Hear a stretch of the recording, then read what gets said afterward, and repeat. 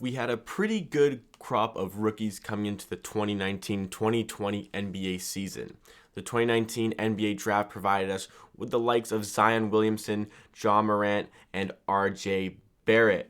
Also, names like Tyler Hero and Kobe White came through the 2019 draft as well. But one name not on the 60-man list of draftees is Raptors guard Terence Davis. To get where he is today, Davis went through high-risk, high-reward decisions, determination, and sheer will to get where he is today. Here's the story of how he chose not to get drafted.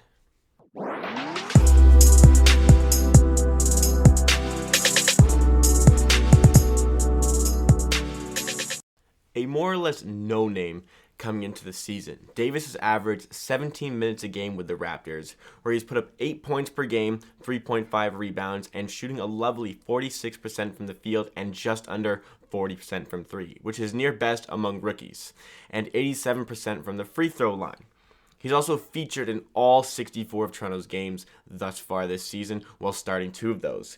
He was definitely worth a shout of making the Rising Stars game roster, but unfortunately that did not come to fruition. So out of the 60 drafted players, how was Terence not one of them? After playing 4 years at Ole Miss, and in this day and age, it is a lot more difficult to get drafted as a senior, as most top quality talent tends to go one and done or maybe 2 years to slightly improve draft stock.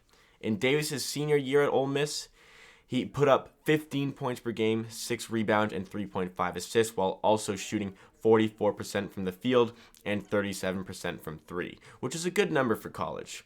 These stats got him into the All-SEC second team.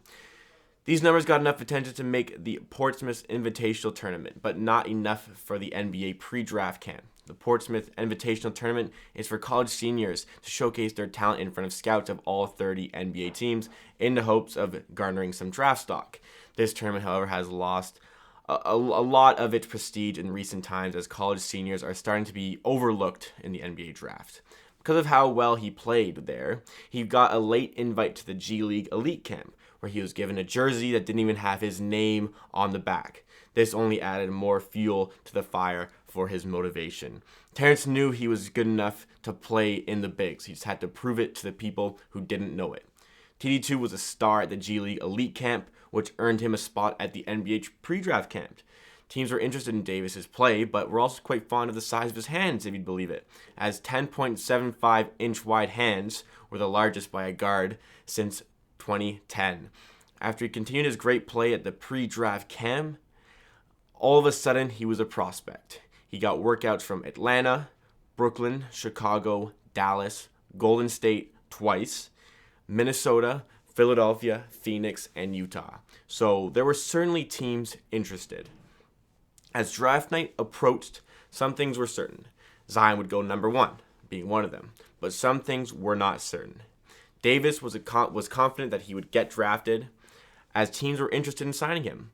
But teams wanted Terence on a 2-way contract, and that's what you were going to get if you went in the second round of the draft. And though Terence wanted a contract, he did not want the 2-way deal. Terence Davis sought out for a guaranteed contract, and even though teams were looking to take him in the second round, Davis told them not to draft them. Terence was so motivated for the guaranteed contract, he actually told NBA teams not to draft him. Unbelievable stuff. This is the definition of a high-risk, high-reward play. Davis continued in his pursuit of the contract he desired. Draft night came and went, and Terence never had his name called. He was not at the draft, but attended a draft party by family and friends who had thrown a party for him for his draft. They assumed that he would have been drafted. Much like his now teammate Fred VanVleet, Terence had to stand up in front of everybody there after not having his name called and explain the situation. But Davis has never lacked motivation. He knew those players drafted instead of him in the second round had to get themselves ready for Summer League, just like himself. Davis had a multitude of offers for Summer League roster spots, which included the Toronto Raptors, but Davis ultimately elected to lace up for the Denver Nuggets. Davis played a single game. He played one game for the Denver Nuggets where he put up 22 points, 5 rebounds, while shooting 8 for 13 from the field and 5 for 7 from 3. Very impressive. So impressive that the Raptors were satisfied, and Terence got a call from his agent saying that the Raptors were going to offer him a guaranteed contract worth just under $900,000 a year. Terence worked closely with fellow undrafted guard Fred VanVleet as well as Kyle Lowry to prepare for the season ahead.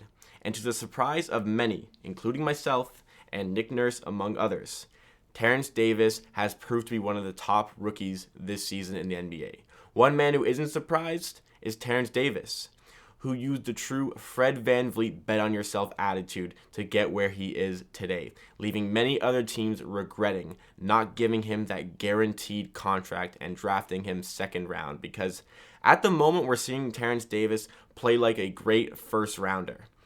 Davis is making just under $900,000 a year, as I said, from his 2-year deal with a team option for the second, an option I am sure the Raptors will take.